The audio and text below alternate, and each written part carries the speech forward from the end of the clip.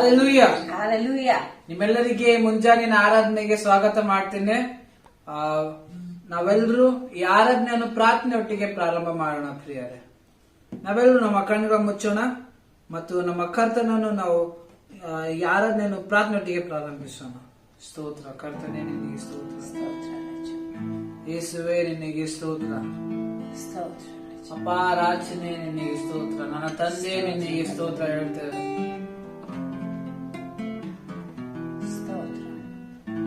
ಸ್ತೋತ್ರ ಯೇಸುವೆ, ನಿನಗೆ ಸ್ತೋತ್ರ. ಸ್ತೋತ್ರ ಸ್ತೋತ್ರ ಸ್ತೋತ್ರ. ಅಪ್ಪ ತಂದೆ, ಯೇಸುವಿನ ಹೆಸರಲ್ಲಿ ಮುಂದೆ ಬರ್ತೇನೆ. ಅಪ್ಪ, ಇಡೀ ವಾರ ನಮ್ಮನ್ನು ಕಾಯ್ದು ಕಾಪಾಡಿ ನಿನ್ನ ಸುರಕ್ಷತೆ, ನಿನ್ನ ರಕ್ಷಣೆಯನ್ನು ನಮಗಾಗಿ ಇಟ್ಟಿದೆ. ಅದಕ್ಕೆ ನಮಗೋಸ್ಕರ ನೀನು ಕೊಟ್ಟಿದೆ. ಅದಕ್ಕೆ ನಿನಗೆ ಸ್ತೋತ್ರ ಹೇಳ್ತೇನೆ. ಅಪ್ಪ, ಈಗ ನಿನ್ನ ಆರಾಧನೆಯಲ್ಲಿ ಬಂದಿರುವಾಗ ಇವತ್ತು ನಿನ್ನ ಸನ್ನಿಧಿ ಮತ್ತು ನಿನ್ನ ಮಹಿಮೆಯ ತೋರ್ಸ್ಪಡುವಿಕೆಯನ್ನು ನಾವು ಕಣ್ಣಾರೆ ಇವತ್ತು ಕಾಣ್ತೇವೆ. ಅದಕ್ಕೆ ನಿನಗೆ ಸ್ತೋತ್ರ ಹೇಳ್ತೇವೆ. ಅಪ್ಪ, ಇವತ್ತು ಜನರು ಸೇರಿ ಈ ಸಭೆಗೆ ಬರ್ತಾರೆ.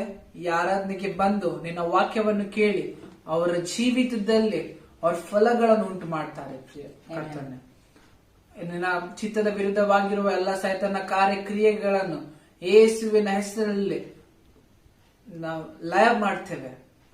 ನಿನ್ನ ಕಾರ್ಯ ಮಾತ್ರ ಈ ಆರಾಧನೆಯಲ್ಲಿ ನಡಿಬೇಕು.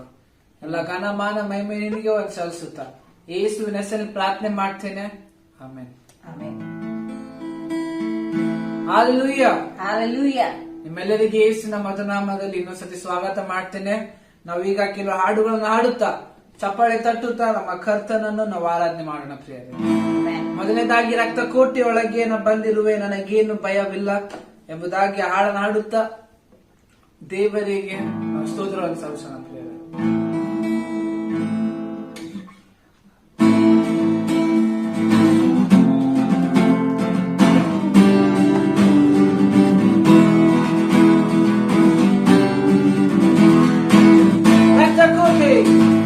ಕೋಟೆಯೊಳಗೆ ನಾ ಬಂದಿರುವೆ, ನನಗೇನು ಭಯವಿಲ್ಲ. ಯಾವತ್ತೇನು ಬಳಿ ಬರಲು. ಕೋಟೆಯೊಳಗೆ ನಾ ಬಂದಿರುವೆ, ನನಗೇನು ಭಯವಿಲ್ಲ. ಯಾವತ್ತೇನು ಬಳಿ ಬರಲು. ಯೇಸುವಿನ ರಕ್ತ ನನ್ನ ಮೇಲೆ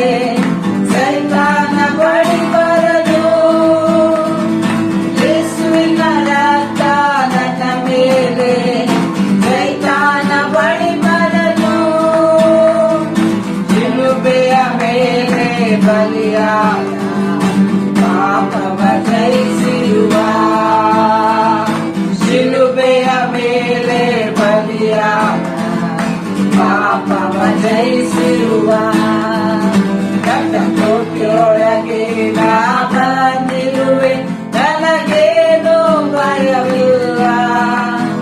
ಯಾವಾಗೇನು ಬಳಿ ಮರೆತು ಕೋಟೆಯೊಳಗೆ ನಾ ಬಂದಿರುವೆ, ನನಗೇನು ಭಯವಿಲ್ಲ. ಯಾವಾಗೇನು ಬಳಿ ಬರಲು. ಇದುವರೆಗೂ ನನ್ನ ಕಾದಿರುವ, ಮುಂದೆಯೂ ಕಾಯುವನು. ಇದುವರೆಗೂ ನನ್ನ ಕಾದಿರುವ, ಮುಂದೆಯೂ ಕಾಯುವನು. ಲೋಕದಲ್ಲಿರುವ ಅವನಿಗಿಂತ ನನ್ನೇಸು ಉನ್ನತನು. ಲೋಕದಲ್ಲಿರುವ ಅವನಿಗಿಂತ ನನ್ನೇಸು ಉನ್ನತನು. ಕೋಟೆಯೊಳಗೆ ನಾ ಬಂದಿರುವೆ, ನನಗೇನು ಭಯವಿಲ್ಲ. ಯಾವತ್ತೇನು ಬಳಿ ಬರಲು. ಕೋಟೆಯೊಳಗೆ ನಾ ಬಂದಿರುವೆ, ನನಗೇನು ಭಯವಿಲ್ಲ. ಯಾವತ್ತೇನು ಬಳಿ ಬರಲು. ದೇವರ ಬೆಳಕು ರಕ್ಷಕನು, ಯಾರಿಗೆ ಆಗಿರುವೆನು. ದೇವರ ಬೆಳಕು ರಕ್ಷಕನು, ಯಾರಿಗೆ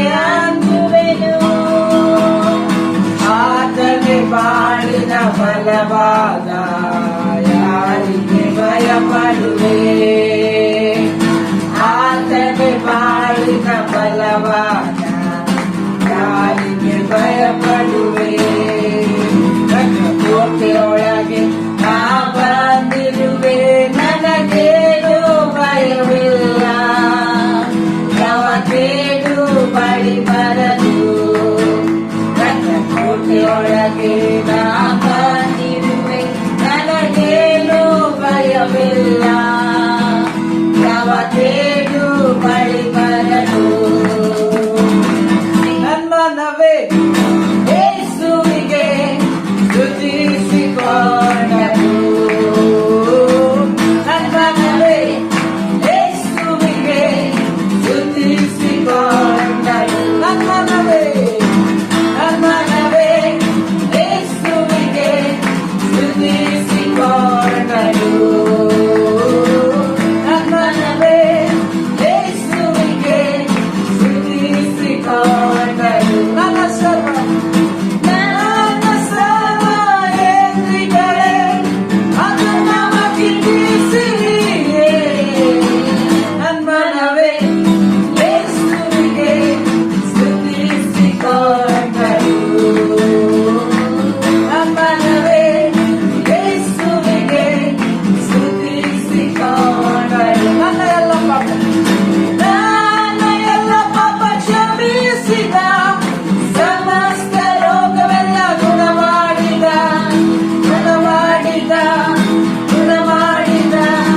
ನನ್ನ ಎಲ್ಲ ಪಾಪ ಕ್ಷಮಿಸಿದ ಸಮಸ್ತ ರೋಗವೆಲ್ಲ ಗುಣ ಮಾಡಿದ ನನ್ನ ಈ ಜೀವವನ್ನು ನಾಶದಿಂದ ತಪ್ಪಿಸಿದಾನೆ ನನ್ಮನವೇ ಯೇಸುವಿಗೆ ಸ್ತುತಿಸಿಕೊಂಡರು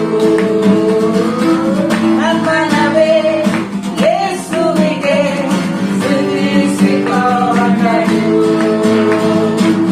ನನ್ನ ಸರ್ವ ಎಂದಿಗಳೇ ಅದನ್ನ ಕೀರ್ತಿಸಿರಿ ನನ್ಮನವೇ ಯೇಸುವಿಗೆ ಸ್ತುತಿಸಿಕೊಂಡರು ನನ್ಮನವೇ ಯೇಸುವಿಗೆ ಸ್ತುತಿಸಿಕೊಂಡರು ಪ್ರೀತಿ ಕೃಪೆಗಳನ್ನು ಸ್ವೀಕರಿಸಿದ ಶ್ರೇಷ್ಠವರನ್ನ ಪೂರ್ತಿಗೊಳಿಸಿದ ಪ್ರೀತಿ ಕೃಪೆಗಳನ್ನು ಸ್ವೀಕರಿಸಿದ ಶ್ರೇಷ್ಠವರನ್ನ ಪೂರ್ತಿಗೊಳಿಸಿದ ಆದಿಗೆ ತಿರುಗಿ ಅಳುವಂತ ಯೌವನ ನನಗೆ ಬರಮಾಡಿದನೆ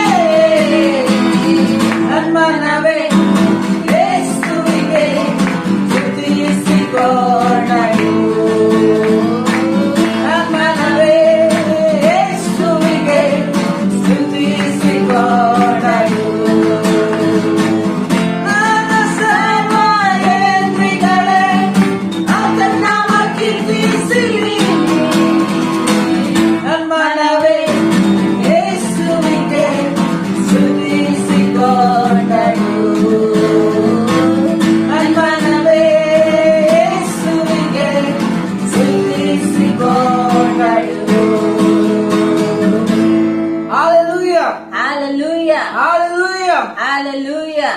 ಅದೇ ರೀತಿಯಲ್ಲಿ ನಾವು ಇನ್ನೊಂದು ಹಾಡು ಹಾಡೋಣ. ಯೇಸುವೆ ನಾ ಹಿಂದೆ ನಾನು ನಡೆವೆ ತಿರುಗಿ ನೋಡಲಾರೆ ಎಂಬುದಾಗಿ ಆ ಹಾಡನ್ನು ಹಾಡುತ್ತಾ ನಮ್ಮ ಕರ್ತನನ್ನು ನಾವೆಲ್ಲರೂ ಸ್ತೋತ್ರ ಸಲ್ಲಿಸೋಣ ಪ್ರಿಯರು. Amen.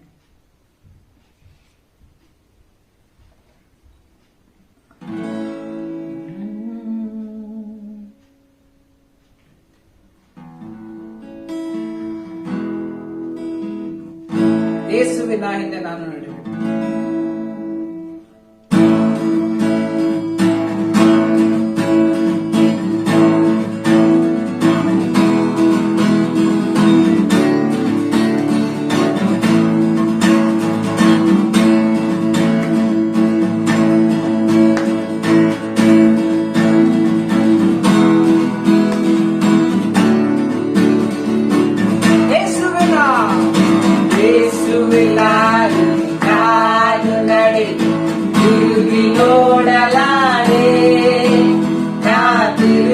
ನೋಡಲಾರೆ ಯೇಸುವಿನ ನಾನು ನಡೆ ತಿರುಗಿ ನೋಡಲಾರೆ ನಾ ತಿರುಗಿ ನೋಡಲಾರೆ ಶಿಲುಬೆಯು ಮುಂದೆ ಲೋಕವು ಹಿಂದೆ ಶಿಲುಬೆಯು ಮುಂದೆ ಲೋಕವು ಹಿಂದೆ ಯೇಸು ಸುರಿಸಿದ ರಕ್ತದಿಂದ ಬಿಡುಗಡೆ ಹೊಂದಿರುವೆ ಯೇಸು ಸುರಿಸಿದ ರಕ್ತದಿಂದ ಬಿಡುಗಡೆ ಹೊಂದಿರುವೆ ಯೇಸುವಿನ ನಾನು ನಡೆ ತಿರುಗಿ ನೋಡಲಾರೆ ನಾ ತಿರುಗಿ ನೋಡಲಾರೆ ಯೇಸುವಿನ ನಾನು ನಡೆ ತಿರುಗಿ ನೋಡಲಾರೆ ನಾ ತಿರುಗಿ ನೋಡಲಾರೆ ಲೋಕದ ಹೆಮ್ಮೆ ಲೋಕದ ಹೆಮ್ಮೆ ಆಸ್ತಿ ಐಶ್ವರ್ಯ ಎಲ್ಲವ ತ್ಯಜಿಸಿರುವೆ ಲೋಕದ ಹೆಮ್ಮೆ ಆಸ್ತಿ ಐಶ್ವರ್ಯ ಎಲ್ಲವ ತ್ಯಜಿಸಿರುವೆ ಪ್ರಾಣಾತ್ಮ ಶರೀರವನ್ನು ಒಪ್ಪಿಸಿಕೊಟ್ಟಿರುವೆ ಪ್ರಾಣಾತ್ಮ ಶರೀರವನ್ನು ಒಪ್ಪಿಸಿಕೊಟ್ಟಿರುವೆ ಜ್ಞಾನತನಾಲಯ ನನ್ನಲ್ಲಿ ಯೇಸು ಜ್ಞಾನತನಾಲಯ ನನ್ನಲ್ಲಿ ಯೇಸು ಏನೇ ಆಗಲಿ ಎಲ್ಲ ವೇಳೆ ಜನರನ್ನು ಸ್ತುತಿಸುವೆನು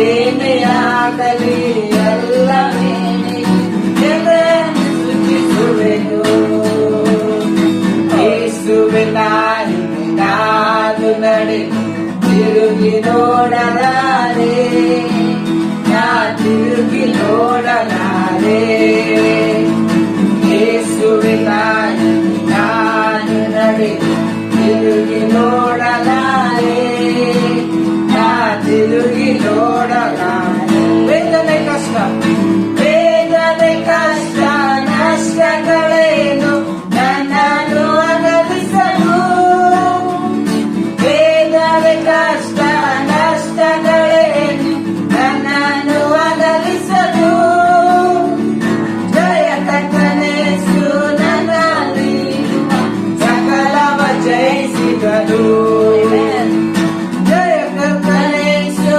ನನ್ನಲ್ಲಿರುವ ಸಕಲವ ಜಯಿಸಿದನು ಇರುವಂತ ಕಾಲವು ಬರುವಂತ ಸಮಯವು ಇರುವಂತ ಕಾಲವು ಬರುವಂತ ಸಮಯವು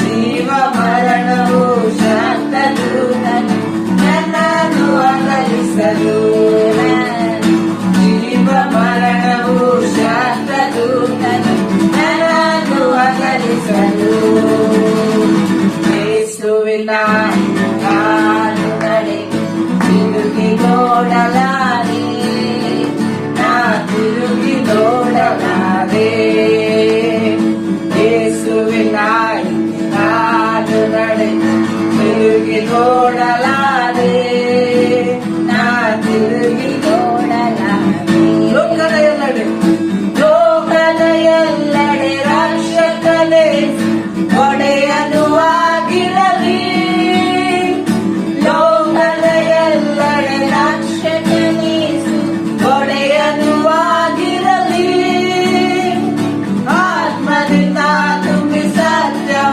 ಸಾರುವ ಸಭೆಗಳು ಹೆಚ್ಚಾಗಲಿ ಆತ್ಮದಿಂದ ತುಂಬಿ ಸತ್ಯವ ಸಾರುವ ಸಭೆಗಳು ಹೆಚ್ಚಾಗಲಿ ನನ್ನ ಸ್ವಂತ ದೇಶ ನನ್ನ ಸ್ವಂತ ದೇಶ ಯೇಸುವಿಗೆ ನನ್ನ ಸ್ವಂತ ದೇಶ ಯೇಸುವಿಗೆ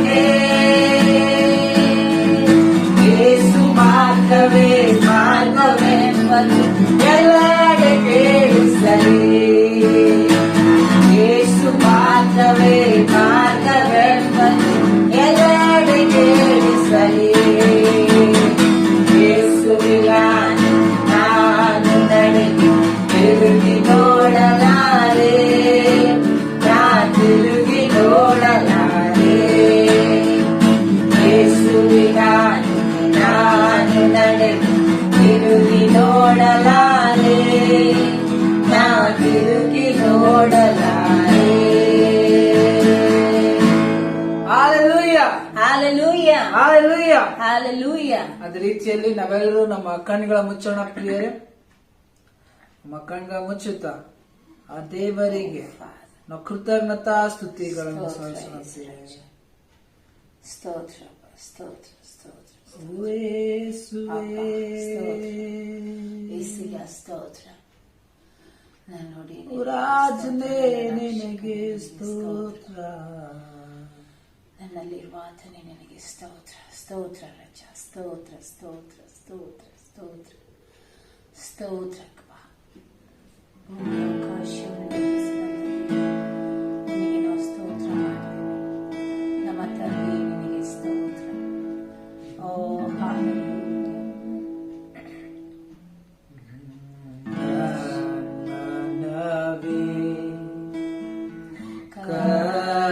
ಕರ್ತನನ್ನೇ ಸ್ತುತಿಸು,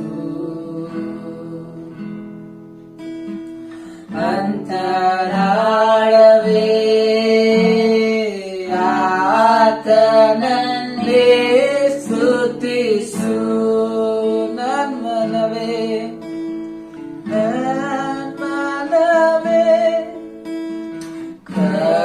ಕರ್ತನನ್ನೇ ಸ್ತುತಿಸು, ಅಂತರಾಳವೇ ಆತನನ್ನೇ ಸ್ತುತಿಸು. ಆತನ ಸಕಲ ಉಪಕಾರಗಳನ್ನು ಎಂದಿಗೂ ಮರೆಯದಿರು, ಎಂದಿಗೂ ಮರೆಯದಿರು. ಆತನ ಸಕಲ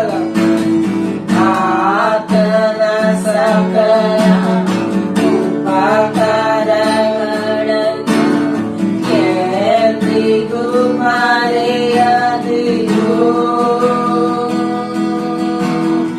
ಎಂದಿಗೂ ಮರೆಯದಿರು.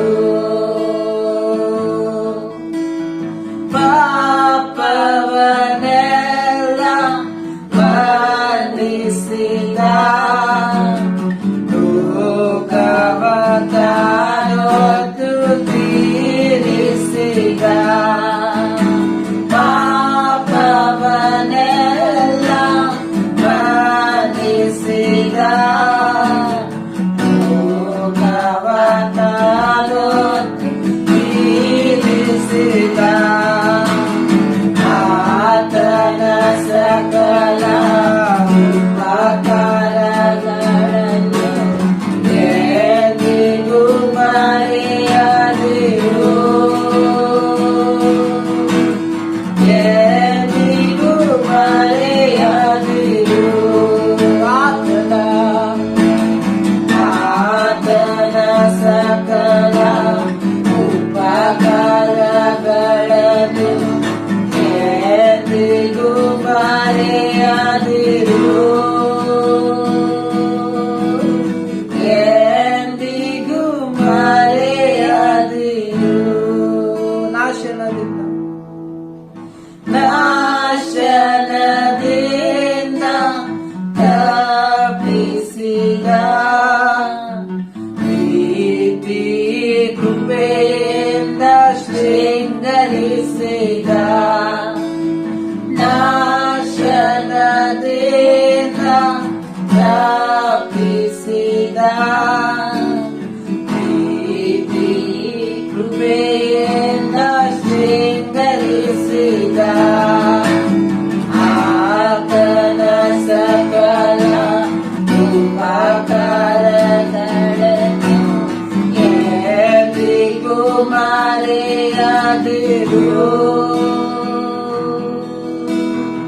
ಎಂದಿಗೂ ಮರೆಯದಿರು. ಆತನ ಸಕಲ ಉಪಕಾರಗಳನ್ನು ಎಂದಿಗೂ ಮರೆಯದಿರು,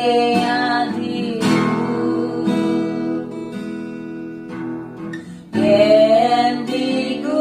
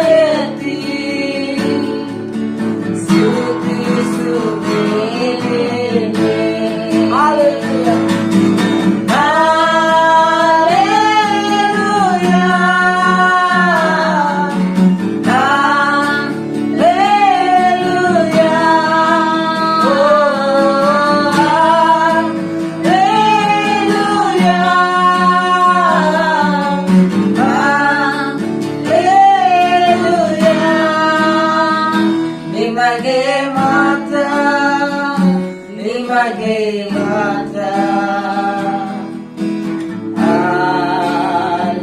Alleluia. ನಿಮಗೆ ಮಾತ್ರ ನಿಮಗೆ ಮಾತ್ರ Alleluia. ಸುಂದರ ಸುಂದರ ಹೂವಿನಂತೆ ನನ್ನ ಬಾಳ ರಚಿಸಿರುವೆ ಸುವಾಸನೆಯ ಆರಾಧನೆಯನ್ನು ನಿನಗೆ ಸಲ್ಲಿಸುವೆ ಸುಂದರ ಹೂವಿನಂತೆ ನನ್ನ ಬಾಳ ರಚಿಸಿರುವೆ ಸುವಾಸನೆಯ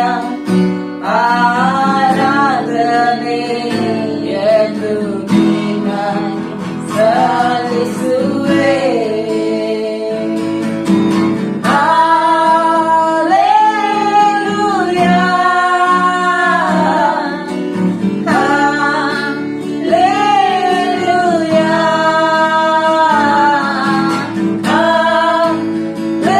Alleluia. Alleluia. ನಿಮಗೆ ಮಾತ್ರ ನಿಮಗೆ ಮಾತ್ರ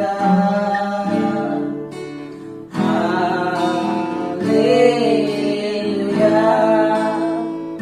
ನಿಮಗೆ ಮಾತ್ರ ನಿಮಗೆ ಮಾತ್ರ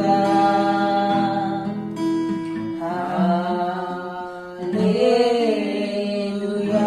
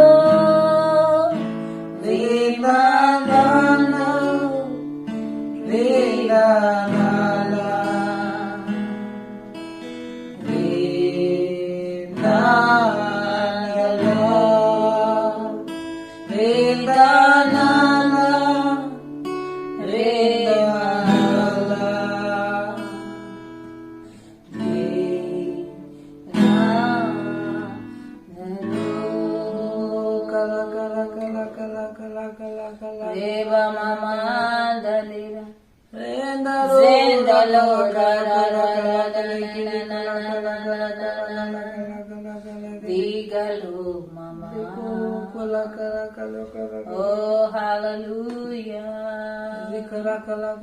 ಸ್ತೋತ್ರ ರಾಜನೇ ನಿನ್ನ ಪ್ರಸನ್ನತೆಗಾಗಿ ಸ್ತೋತ್ರಪ್ಪ.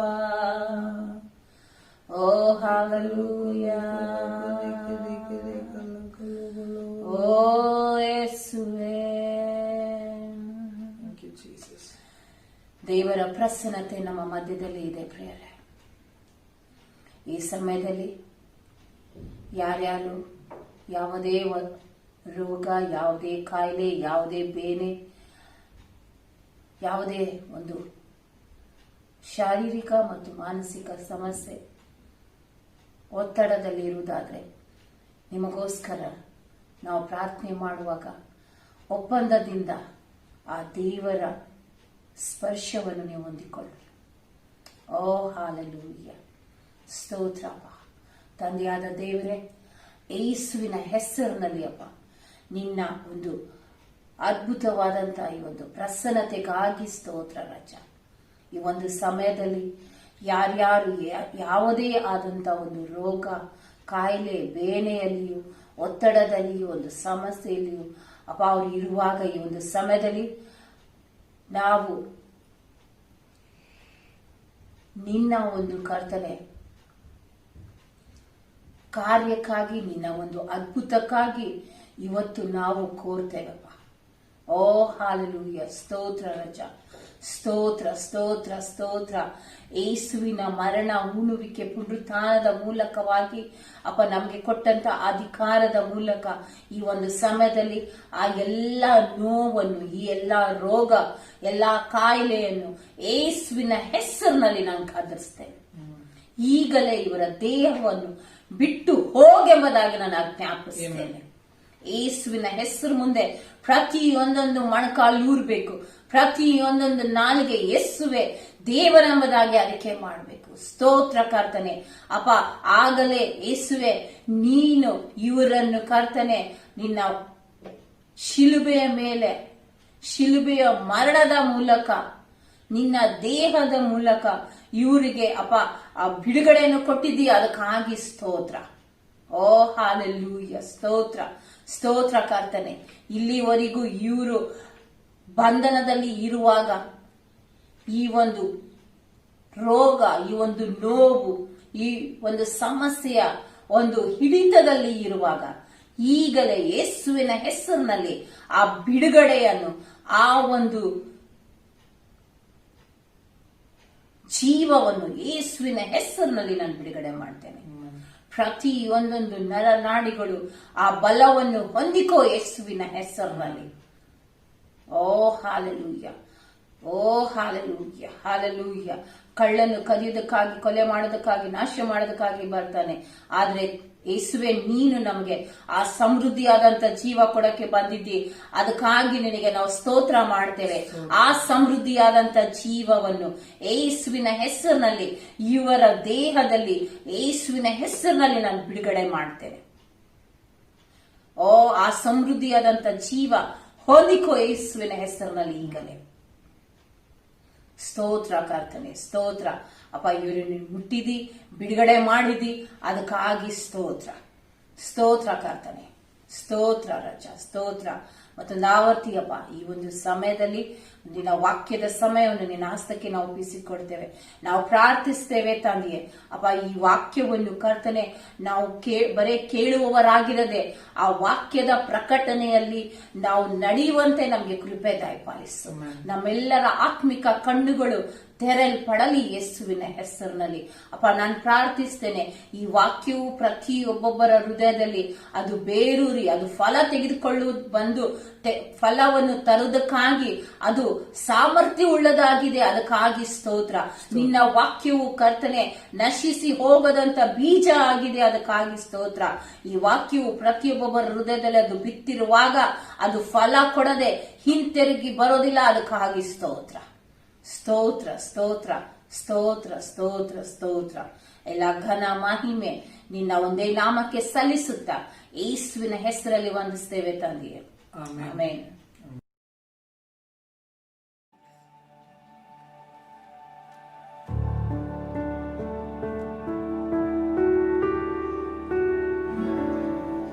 ಈಗ ನಾವು ಕಾಣಿಕೆ ಕೊಡುವ ಸಮಯವಾಗಿದೆ. ಅದಕ್ಕೆ ನಾವು ಎಲ್ಲರೂ ನಮ್ಮ ಕಾಣಿಕೆಯನ್ನು ಕೈಲಿಟ್ಕೊಳ್ತಾ ಕಾಣಿಕೆಗೋಸ್ಕರಿಕೆ ಮಾಡೋಣ. ನನ್ನಿಂದ ಹೇಳ್ರಿ ಪ್ರತಿಯೊಬ್ರು. ನಾನು ಕೊಡುತ್ತೇನೆ, ನಾನು ಕೊಡುತ್ತೇನೆ, ಆಗ ನನಗೆ ಆಗ ನನಗೆ ಕೊಡಲ್ಪಡುವುದು, ಜಡೆದು ಅಲ್ಲಾಡಿಸಿ ಜಡೆದು ಅಲ್ಲಾಡಿಸಿ ಹೊರಚೆಲ್ಲುವ ಹಾಗೆ ಚೆಲ್ಲುವ ಹಾಗೆ ತುಂಬಾ ಅಳತೆಯನ್ನು ಅಳೆದು ತುಂಬಾ ಅಳತೆಯನ್ನು ಅಳೆದು ನನ್ನ ಸೆರಗಿಗೆ ನನ್ನ ಸೆರೆಗೆ ಹಾಕಲ್ಪಡುವುದು. ಹಾಕಲ್ಪಡುವುದು. ನಾನು ಅಭಿವೃದ್ಧಿ ಹೊಂತೇನೆ, ನಾನು ಅಭಿವೃದ್ಧಿ ಹೊಂತೇನೆ, ಅಭಿವೃದ್ಧಿ ಹೊಂತಾನೆ ಇರ್ತೇನೆ, ಅಭಿವೃದ್ಧಿ ಹೊಂತಾನೆ ಇರ್ತೇನೆ, ಅಧಿಕ ಶ್ರೀಮಂತನಾಗುವವರೆಗೆ. ಅಧಿಕ ಶ್ರೀಮಂತನಾಗುವವರೆಗೆ. ನಾನು ಸಾಲ ತೆಗೆದುಕೊಳ್ಳುವುದಿಲ್ಲ, ನಾನು ಸಾಲ ತೆಗೆದುಕೊಳ್ಳುವುದಿಲ್ಲ, ಆದರೆ ಆದರೆ ಅನೇಕ ದೇಶಗಳಿಗೆ ಅನೇಕ ದೇಶಗಳಿಗೆ ಸಾಲ ಕೊಡುವೆನು. ಸಾಲ ಕೊಡುವೆನು. ಆಮೆನ್. ಆಮೆನ್. ಸಮಸ್ತ ಅನುಗ್ರಹಿಸಿದ ನನಗಾಗಿ ನೀಡಿದೆಂಬ ಹಾಡನಾಡುತ್ತಾ ನಮ್ಮ ಕಾಣಿಕೆಯನ್ನು ನಾವೆಲ್ಲರೂ ಕೊಡೋಣ.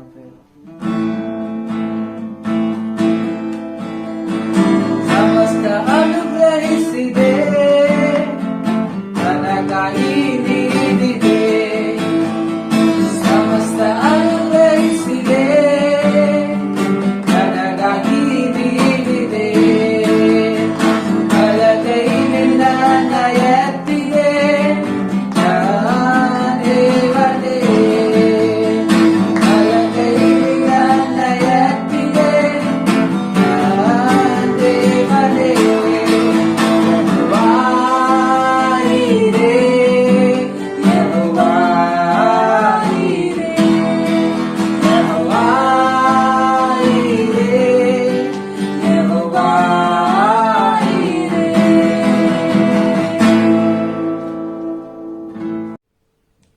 Abba Father, in Jesus' name, pray for all these precious people who have given offering as a seed, they have sown it.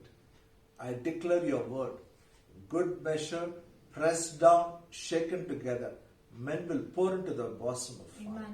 Even I pray for all the tithers, the hand of God will touch them, hand of God will touch their salary, it will be blessed and multiplied, it will meet all their need according to your riches and glory through Christ Jesus. Amen. I declare no unnecessary expenditure in the name of Jesus. Jesus. No medical bills for them in the name of Jesus. Jesus' name. And they shall be a blessing for all nations. Amen. Their barns will be plenty, their vats will overflow. Amen. In Jesus' name we thank you. Amen. Amen.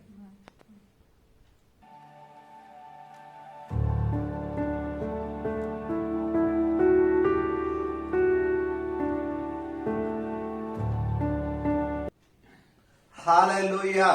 Hallelujah. Greet you all in the precious name of our Lord and Savior Jesus Christ. ನಮ್ಮ ರಕ್ಷಕನು ಮತ್ತು ಕರ್ತನಾಗಿರುವಂತಹ ಯೇಸು ಕ್ರಿಸ್ತನ ನಾಮದಲ್ಲಿ ನಿಮ್ಮೆಲ್ಲರನ್ನು ಸ್ವಾಗತಿಸ್ತೇವೆ. Once again, it's a privilege to teach God's word to you. ಇನ್ನೊಂದ್ಸಲ ನಿಮ್ಮೊಟ್ಟಿಗೆ ದೇವರ ವಾಕ್ಯವನ್ನು ಹಂಚುವಂತದ್ದು ಎಷ್ಟೋ ಸಂತೋಷದ ವಿಷಯ. But before that, I'd like to make some announcements. ಆದ್ರೆ ಅದಕ್ಕಿಂತ ಮೊದಲು ನಾನು ಕೆಲವು ಪ್ರಕಟಣೆಗಳನ್ನು ಮಾಡ್ತೇನೆ. God willingly, this lockdown will be ending on 20th. ದೇವರ ಚಿತ್ತಾನುಸಾರವಾಗಿ ಈ ಲಾಕ್ ಡೌನ್ 20ನೇ ತಾರೀಕಿಗೆ ಅದು ಅಂತ್ಯವಾಗಬಹುದು. It ends on 20th. On Tuesday, we will have Bible study in the church. 20ನೇ ತಾರೀಕಿಗೆ ಮುಕ್ತಾಯವಾದ್ರೆ ನಾವು ಮಂಗಳವಾರ ದಿನ ಸಭೆಯಲ್ಲಿ ಬೈಬಲ್ ಸ್ಟಡಿ ಇಟ್ಕೊಳ್ಳೋಣ I'll ಅಂತ. be teaching about the kingdom of God. Don't miss it. ದೇವರ ರಾಜ್ಯದ ಬಗ್ಗೆ ನಾನು ಕಲಿಸ್ಕೊಡ್ತೇನೆ, ತಪ್ಪಿಸಿಕೊಳ್ಬೇಡ್ರಿ.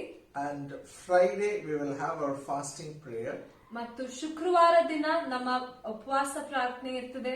Afternoon 1 to 4, I'll be teaching how our prayers are answered. ಮಧ್ಯಾಹ್ನ 1 ಗಂಟೆಯಿಂದ 4 ಗಂಟೆವರೆಗೆ ನಾನು ಕಲಿಸ್ತಾ ಇರ್ತೇನೆ ನಮ್ಮ ಪ್ರಾರ್ಥನೆಗಳು ಹೇಗೆ ಉತ್ತರಿಸಲ್ಪಟ್ಟಿವೆ. And Saturday, we will have 2 services. ಮತ್ತು ಶನಿವಾರ ದಿನ ನಮ್ಗೆ 2 ಆರಾಧನೆಗಳನ್ನು ಇಟ್ಕೊಳ್ಳೋಣ. 10 to 12 morning we'll have 1 service, and evening 5:30 to 7:30 we'll have 1 more service. ಬೆಳಗ್ಗೆ 10 ರಿಂದ 12 ಗಂಟೆವರೆಗೆ ಮೊದಲನೇ ಆರಾಧನೆ ಮತ್ತು ಸಾಯಂಕಾಲ 5:30 ಗಂಟೆಯಿಂದ 7:30 ಗಂಟೆಗೆ ಇನ್ನೊಂದು ಆರಾಧನೆ. As we announced before, we are planning to start our Bible school, teaching on spirit, soul and body.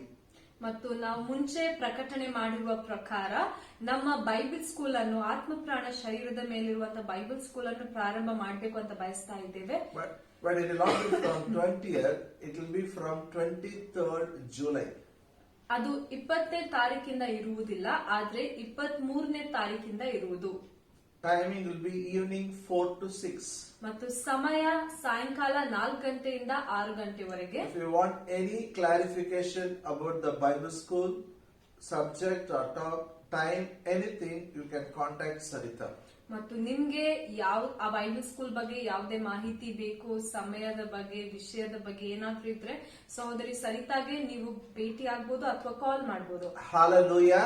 Hallelujah. Let's get into God's word. ನಾವಿವಾಗ ದೇವರ ವಾಕ್ಯಕ್ಕೆ ಹೋಗೋಣ. Ephesians 2nd chapter verse 8.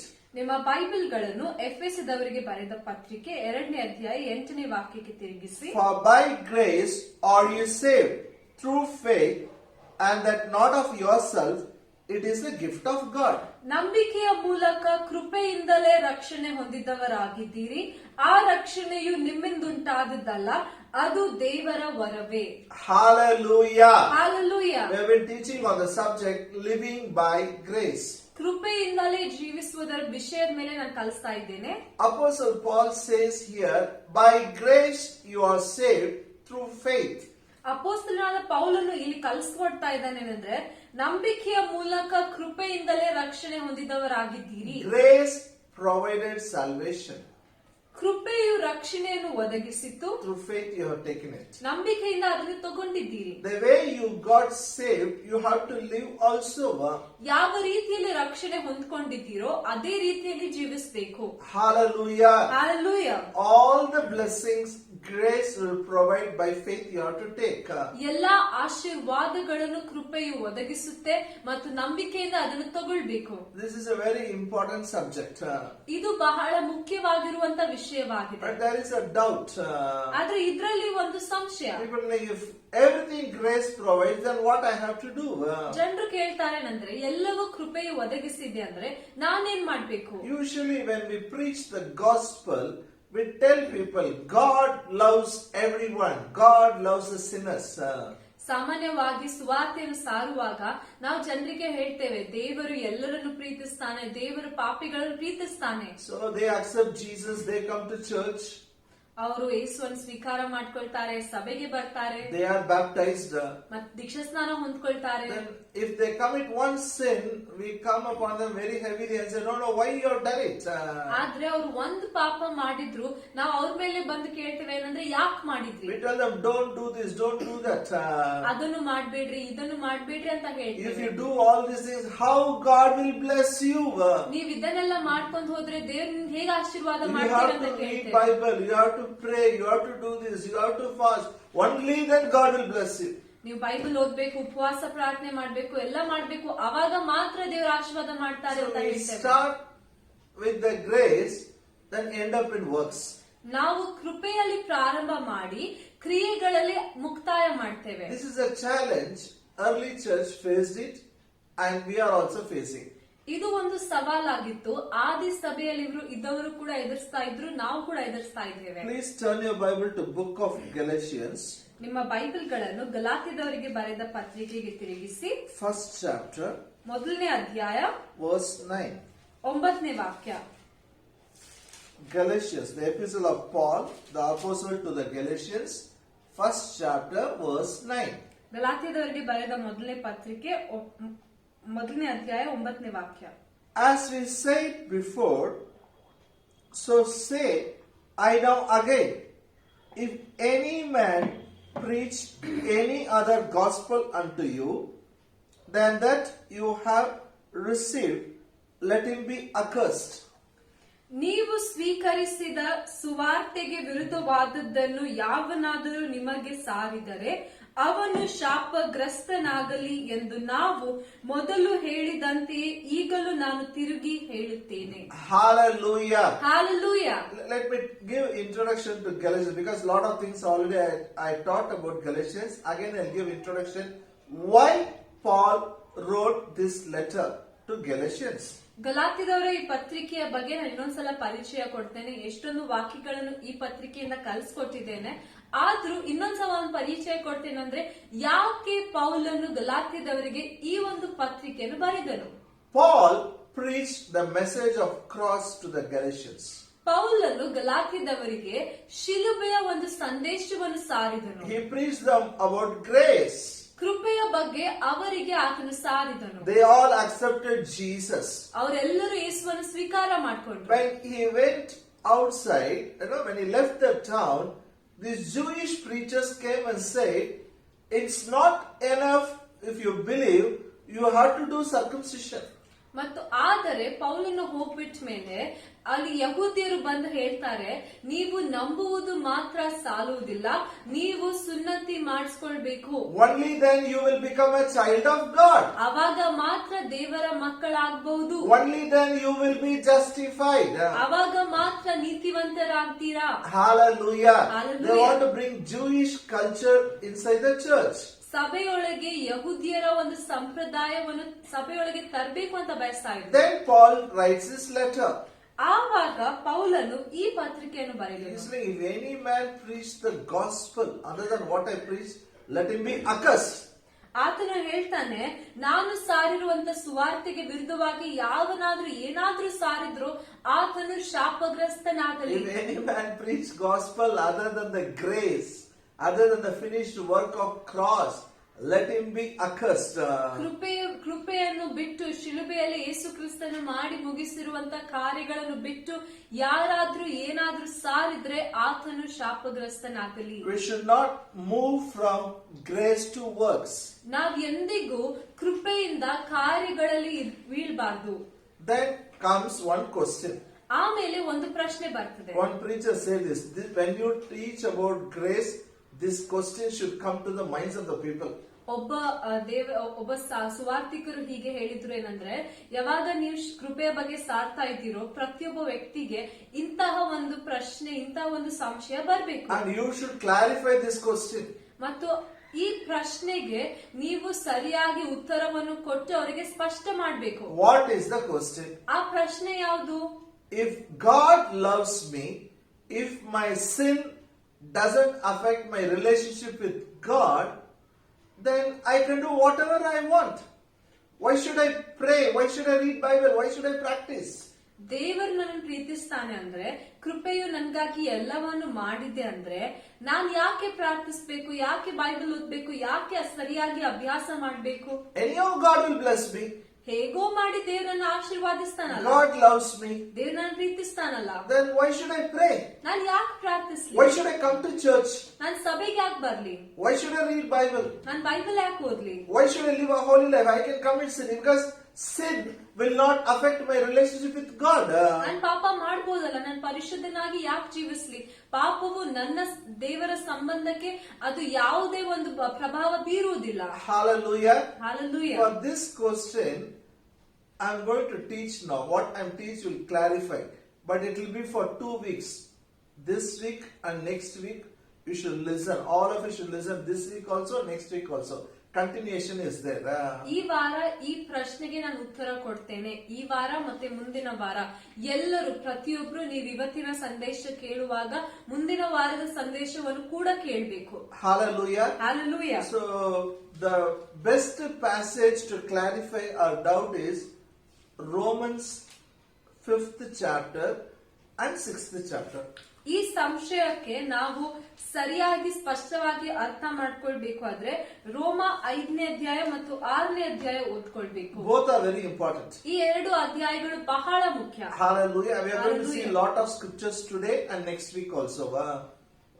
ನಾವು ಇವತ್ತು ಮತ್ತೆ ಮುಂದಿನ ವಾರ ಅನೇಕ ವಾಕ್ಯಗಳನ್ನು ನೋಡುವವರಾಗಿದ್ದೇವೆ. Now you will understand how you become a sinner, how you become righteous, what grace will do for you, what sin has done for mankind, then why we should live a holy life. Everything is covered here. ಮತ್ತು ನೀವ್ ಹೇಗೆ ಪಾಪಿಯಾಗಿದ್ರಿ, ಹೇಗೆ ನೀತಿವಂತರಾದ್ರಿ, ಏನೆಲ್ಲ ಕೃಪೆ ಮಾಡಿದ್ದೆ, ಎಲ್ಲವೂ ಈ ಅಧ್ಯಾಯಗಳಲ್ಲಿ ಬರೆಯಲ್ಪಟ್ಟಿದೆ. Why we should live a holy life. ನಾವ್ ಯಾಕೆ ಪರಿಶುದ್ಧ ಜೀವನ ಜೀವಿಸಬೇಕು, Everything is written here. ಅದೆಲ್ಲವೂ ಈ ಅಧ್ಯಾಯಗಳಲ್ಲಿ ಬರೆಯಲ್ಪಟ್ಟಿದೆ. Please turn your Bible to book of Romans 5th chapter. ನಿಮ್ಮ ಬೈಬಲ್ಗಳನ್ನು ರೋಮಪುರದವರಿಗೆ ಬರೆದ ಪತ್ರಿಕೆ 5ನೇ ಅಧ್ಯಾಯಕ್ಕೆ ತಿರುಗಿಸಿ Verse 8. 8ನೇ ವಾಕ್ಯ.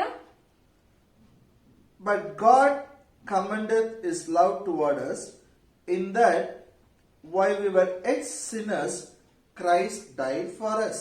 ಆದರೆ ನಾವು ಪಾಪಿಗಳಾಗಿದ್ದಾಗಲೂ ಕ್ರಿಸ್ತನು ನಮಗೋಸ್ಕರ ಪ್ರಾಣ ಕೊಟ್ಟದರಲ್ಲಿ ದೇವರು ನಮ್ಮ ಮೇಲೆ ತನಗಿರುವ ಪ್ರೀತಿಯನ್ನು ಸಿದ್ಧಾಂತಪಡಿಸಿದ್ದಾನೆ. Hallelujah. Hallelujah. God commended this love upon us. ದೇವರು ನಮ್ಮ ಮೇಲೆ ತನ್ನ ಪ್ರೀತಿಯನ್ನು ಸಿದ್ಧಾಂತಪಡಿಸಿದ್ದಾನೆ. How? ಹೇಗೆ? It is not we become good, we become a nice people, he died for us. ನಾವು ಒಳ್ಳೆ ಜನರಾದ್ವಿ, ಅದಕ್ಕಾಗಿ ಆತ ನಮ್ಗಾಗಿ ಸತ್ತಿರುವಂತದ್ದಲ್ಲ.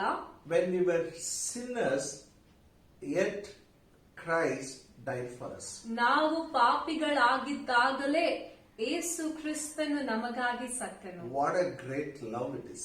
ಎಂತ ದೊಡ್ಡ ಪ್ರೀತಿ ಅದು. Hallelujah. ಹಾಲೆಲೂಯಾ. Now verse 9. ಇವಾಗ 9ನೇ ವಾಕ್ಯ ನೋಡ್ಕೊಳ್ಳೋಣ. Much more than being now justified by his blood, we shall be saved from wrath through him. ಈಗ ನಾವು ಆತನ ರಕ್ತದಿಂದ ನೀತಿವಂತರಾಗಿರಲಾಗಿ ಆತನ ಮೂಲಕ ಬರುವ ಕೋಪಕ್ಕೆ ತಪ್ಪಿಸಿಕೊಳ್ಳುವುದು ಮತ್ತು ನಿಶ್ಚಯವಲ್ಲವೇ. Hallelujah. Kannada Hallelujah. is very nice. Mattu nichayavale. Much more than that. ಎಷ್ಟೋ ನಿಶ್ಚಯವಲ್ಲವೇ Means, now listen. ಈ ಕಡೆ ಕೇಳ್ರಿ. When we were sinners, he died for us. ನಾವು ಪಾಪಿಗಳಾಗಿದ್ದಾಗ ನಮಗಾಗಿ ಆತನು ಸತ್ತನು. He showed his love. ಆತನ ಪ್ರೀತಿಯನ್ನು ನಮಗಾಗಿ ಸಿದ್ಧಾಂತಪಡಿಸಿ ತೋರಿಸಿದನು. Now much more than that he will work in our life. ಇವಾಗ ಎಷ್ಟೋ ಹೆಚ್ಚಾಗಿ ನಮ್ಮ ಜೀವನಗಳಲ್ಲಿ ಆತನ ಕಾರ್ಯ Because ನಡೆಸುತ್ತಾನೆ. we are justified by his blood. ಯಾಕೆಂದರೆ ನಾವು ಆತನ ರಕ್ತದಿಂದಲೇ ನೀತಿವಂತರಾಗಿದ್ದೇವೆ. Today we have God made us righteous by his blood. ಇವತ್ತು ದೇವರು ನಮ್ಮನ್ನು ಆತನ ರಕ್ತದಿಂದಲೇ ನೀತಿವಂತರಾಗಿ ಮಾಡಿದ್ದಾನೆ. And Paul says we shall be saved from wrath through him. ಮತ್ತು ಪೌಲನ್ ಹೇಳ್ತಾನೆ ಆತನ ಮೂಲಕವೇ ನಾವು ಕೋಪದಿಂದ ತಪ್ಪಿಸಿಕೊಳ್ತೇವೆ. Hallelujah. Hallelujah. This is very important to notice. ಇದು ನಾವು ಬಹಳ ಸ್ಪಷ್ಟವಾಗಿ ನಾವು ಬಹಳ ಮುಖ್ಯವಾಗಿ ಗಮನ ಕೊಡ್ಬೇಕು. People talk about God's anger. ಬಹಳಷ್ಟು ಜನರು ದೇವರ ಕೋಪ, ದೇವರ ಸಿಟ್ಟಿನ ಬಗ್ಗೆ ಮಾತಾಡ್ತಾರೆ. People tell the church, don't take God lightly. God's anger will come upon you. He is a consuming fire. ಬಹಳಷ್ಟು ಜನರು ಹೇಳ್ತಾರೆ, ಸಭೆಯವರೇ ನೀವು ದೇವರನ್ನು ಹಗುರವಾಗಿ ತಗೊಳ್ಬೇಡ್ರಿ, ದೇವರು ಬಹಳ ಕೋಪಿಷ್ಠನಾಗಿದ್ದಾನೆ, ಆತನ ದಹಿಸುವಂತ ಅಗ್ನಿ ಆಗಿದ್ದಾನೆ. Don't take him lightly. He will do this, he will do that. ಆತನನ್ನು ಬಹಳ ಹಗುರವಾಗಿ ತಗೊಳ್ಬೇಡ್ರಿ, ಆತನು ಅದನ್ನು ಮಾಡ್ಬೋದು, ಇದನ್ನು ಮಾಡ್ಬೋದು. When we were sinners, he loved us. ನಾವು ಪಾಪಿಗಳಾಗಿದ್ದಾಗಲೇ ಆತನು ನಮ್ಮನ್ನು ಪ್ರೀತಿಸಿದನು. He died for us. ನಮಗಾಗಿ ಆತನು ಪ್ರಾಣ ಕೊಟ್ಟನು. He showed his love towards us. ನಮಗಾಗಿ ಆತನ ತನ್ನ ಪ್ರೀತಿಯನ್ನು In ತೋರಿಸಿಕೊಟ್ಟನು. that time only he showed love. How much more he will show his love because we are justified. ಆವಾಗ್ಲೇ ಆತನು ನಮಗಾಗಿ ಪ್ರೀತಿಯನ್ನು ತೋರಿಸಿದ್ರೆ ಇವಾಗ ನಾವು ನೀತಿವಂತರಾದ ಮೇಲೆ ಎಷ್ಟೋ ಹೆಚ್ಚಾಗಿ ತನ್ನ ಪ್ರೀತಿಯನ್ನು ತೋರಿಸಿಕೊಡುವನು. Now God's anger cannot come on me. ದೇವರ ಸಿಟ್ಟು ಈಗ ನನ್ನ ಮೇಲೆ ಬರಕಾಗುವುದಿಲ್ಲ. God's anger cannot come on you. ದೇವರ ಸಿಟ್ಟು ನಿಮ್ಮ ಮೇಲೆ ಬರಕಾಗುವುದಿಲ್ಲ. Why it cannot come on you? ಯಾಕೆ ಬರುವುದಿಲ್ಲ?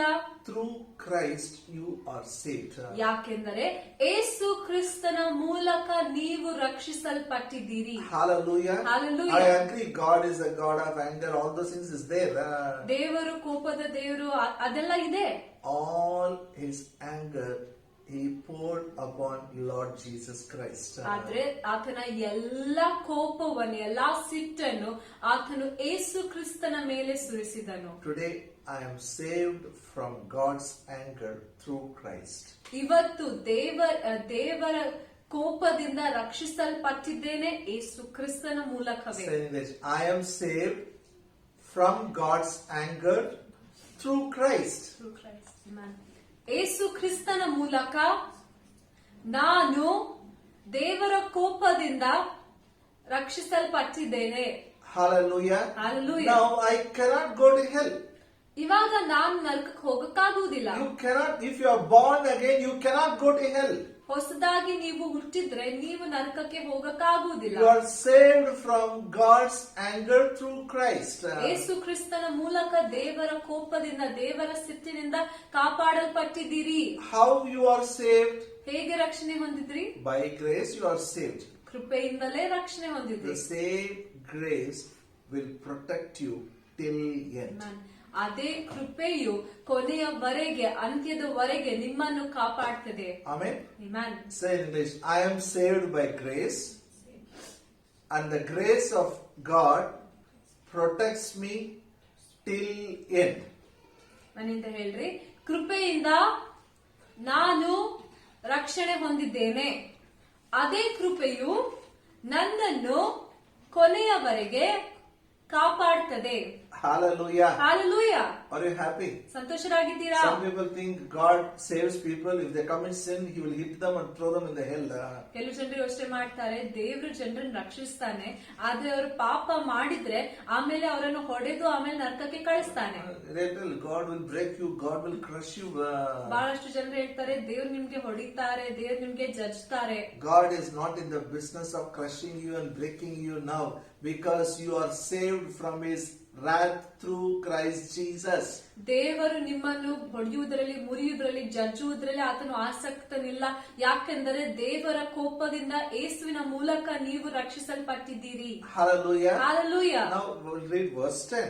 ನಾವಿವಾಗ 10ನೇ ವಾಕ್ಯ ಓದ್ಕೊಳ್ಳೋಣ. For if when we were enemies, we were reconciled to God by the death of His Son, much more being reconciled, we shall be saved by His life. ದೇವರಿಗೆ ವೈರಿಗಳಾಗಿದ್ದಾಗ ನಾವು ಆತನ ಮಗನ ಮರಣದ ಮೂಲಕ ಆತನೊಂದಿಗೆ ಸಮಾಧಾನವಾಗಿರಲಾಗಿ, ಆತನ ಕೂಡ ಸಮಾಧಾನದ ನಮಗೆ ಆ ಮಗನಿಗಿರುವ ಜೀವದಿಂದ ರಕ್ಷಣೆಯಾಗುವುದು ಮತ್ತು ನಿಶ್ಚಯವಲ್ಲವೇ. Hallelujah. Now listen. Before salvation, we were not only sinners, we were enemies to God. ನೋಡ್ರಿ, ರಕ್ಷಣೆಗಿಂತ ಮೊದಲು ನಾವು ಪಾಪಿಗಳಾಗಿರುವುದು ಅಷ್ಟೇ ಅಲ್ಲ, ನಾವು ದೇವರಿಗೆ ವೈರಿಗಳಾಗಿದ್ವಿ. We all were enemies. ನಾವೆಲ್ಲರೂ ದೇವರಿಗೆ ವೈರಿಗಳಾಗಿದ್ವಿ. What a God's love it is. ನೋಡ್ರಿ, ದೇವರ ಪ್ರೀತಿ ಅಂತದ್ದು. Through the death of His Son, He reconciled us to Himself. ಆತನ ಮಗನ ಮರಣದ ಮೂಲಕ ನಮ್ಮನ್ನು ಆತನು ಸಮಾಧಾನ ಪಡಿಸಿಕೊಂಡ. What a God we serve. ನಾವು ಎಂತ ದೇವರನ್ನು ಸೇವಿಸ್ತೇವೆ. What a love He has. ಎಂತ ಪ್ರೀತಿ ಆತನದು. When we were sinners, He died for us. ನಾವು ಪಾಪಿಗಳಾಗಿದ್ದಾಗ ನಮಗಾಗಿ ಸತ್ತನು. When we were enemies, He brought us nearer to Him. He reconciled us through the death of His own Son. ಮತ್ತು ನಾವು ವೈರಿಗಳಾಗಿದ್ದಾಗ ತನ್ನ ಸ್ವಂತ ಮಗನ ಮರಣದ ಮೂಲಕ ನಮ್ಮನ್ನು ಸಮಾಧಾನ ಪಡಿಸಿಕೊಂಡ. That is our salvation part. ಅದು ನಮ್ಮ ರಕ್ಷಣೆಯ ಭಾಗ. Through the death of His Son, He reconciled us to Himself. ಆತನ ಮಗನ ಮರಣದ ಮೂಲಕ ನಮ್ಮನ್ನು ಸಮಾಧಾನ ಪಡಿಸಿಕೊಂಡ. Now what about now? ಇವಾಗ ಏನು? It says, much more being reconciled, we shall be saved by His life. ಆತನ ಕೂಡ ಸಮಾಧಾನವಾದ ನಮಗೆ ಆ ಮಗನಿಗಿರುವ ಜೀವದಿಂದ ರಕ್ಷಣೆಯಾಗುವುದು ಮತ್ತು ನಿಶ್ಚಯವಲ್ಲವೇ. Hallelujah. Hallelujah. We all were sinners. ನಾವೆಲ್ಲರೂ ಪಾಪಿಗಳಾಗಿದ್ವಿ. He saved us. ನಮ್ಮನ್ನು ರಕ್ಷಿಸಿದ. How He saved us? ಹೇಗೆ ರಕ್ಷಿಸಿದ? We were enemies. ನಾವು ವೈರಿಗಳೇ ಆಗಿದ್ವಿ. He reconciled us to Him by the death of His Son. By Jesus dying on the cross, now all of us are reconciled to God. We are with God. ಯೇಸುವಿನ ಮರಣದ ಮೂಲಕ ನಾವು ದೇವರೊಟ್ಟಿಗೆ ಸಮಾಧಾನ ಹೊಂದಿದ್ದೇವೆ, ದೇವರೊಟ್ಟಿಗೆ ಒಂದಾಗಿದ್ದೇವೆ. Now you cannot go to hell because of one mistake or two mistakes. ಇವಾಗ ಒಂದು ಪಾಪ, ಒಂದು ತಪ್ಪು ಅಥವಾ ಎರಡು ತಪ್ಪುಗಳ ಕಾರಣದಿಂದ ನೀವು ನರಕಕ್ಕೆ ಹೋಗಕ್ಕಾಗುವುದಿಲ್ಲ. By His death you are saved. ಆತನ ಮರಣದ ಮೂಲಕ ರಕ್ಷಣೆ ಹೊಂದಿದ್ರಿ. By His life now you are protected. ಇವಾಗ ಆತನ ಜೀವದಿಂದ ಕಾಪಾಡಲ್ಪಟ್ಟಿದ್ದೀರಿ. Hallelujah. Hallelujah. Hallelujah. Now you are Hallelujah. saved means you will not go to hell. Now you are saved by His life. ಆತನ ಜೀವದಿಂದ ರಕ್ಷಣೆಯಾಗುವುದು ಅಂದ್ರೆ ನೀವು ನರಕಕ್ಕೆ ಹೋಗುವುದಿಲ್ಲ, ಕಾಪಾಡಲ್ಪಟ್ಟಿದ್ದೀರಿ. Are you with me? ಕೇಳ್ತಾ ಇದ್ದೀರಾ? I am coming to that question. If God loves me, if sin doesn't affect my relationship with God, if I sin, I will not go to hell, then why can't I commit sin? ನಾನು ಅದೇ ಪ್ರಶ್ನೆಗೆ ಬರ್ತಾ ಇದ್ದೇನೆ. ಏನ್ ಪ್ರಶ್ನೆ ಕೇಳಿದ್ವಲ್ಲ, ನನ್ನ ಪಾಪವು ನನ್ನ ಮತ್ತು ದೇವರ ಸಂಬಂಧದ ಮೇಲೆ ಯಾವುದೇ ಪ್ರಭಾವ ಬೀರುವುದಿಲ್ಲ ಅಂದ್ರೆ ನನ್ ಪಾಪ ಯಾಕೆ ಮಾಡಬಾರ್ದು? I can sin, no. ನನ್ ಪಾಪ ಮಾಡ್ಬೋದಲ್ಲ? Hallelujah. Listen to me, listen. ಈ ಕಡೆ ಕೇಳಿ. First understand the love of God. ಮೊದಲು ದೇವರ ಪ್ರೀತಿನ ಅರ್ಥ ಮಾಡ್ಕೊಳ್ಳಿ. Where were we and where He brought us now? ನಾವ್ ಎಲ್ಲಿದ್ವಿ ಮತ್ತು ಆತ ನಮ್ಮನ್ನ ಎಲ್ಲಿಗೆ ತಂದಿದ್ದಾನೆ, And why we were like that. ಮೊದಲು ನಾವ್ ಯಾಕೆ ಹಾಗಿದ್ವಿ, That is very important. ಅದು ಬಹಳ ಮುಖ್ಯ. Now coming to verse 12, Romans 5th chapter, verse 12. ನಾವು ರೋಮ 5ನೇ ಅಧ್ಯಾಯ 12ನೇ ವಾಕ್ಯ ನೋಡ್ಕೊಳ್ಳೋಣ. Wherefore, as by one man sin entered into the world, and death by sin, and so death passed upon all men, for that all have sinned. ಈ ವಿಷಯ ಹೇಗೆಂದರೆ, ಒಬ್ಬ ಮನುಷ್ಯನಿಂದಲೇ ಪಾಪವು, ಪಾಪದಿಂದ ಮರಣವು ಲೋಕದೊಳಗೆ ಸೇರಿದವು.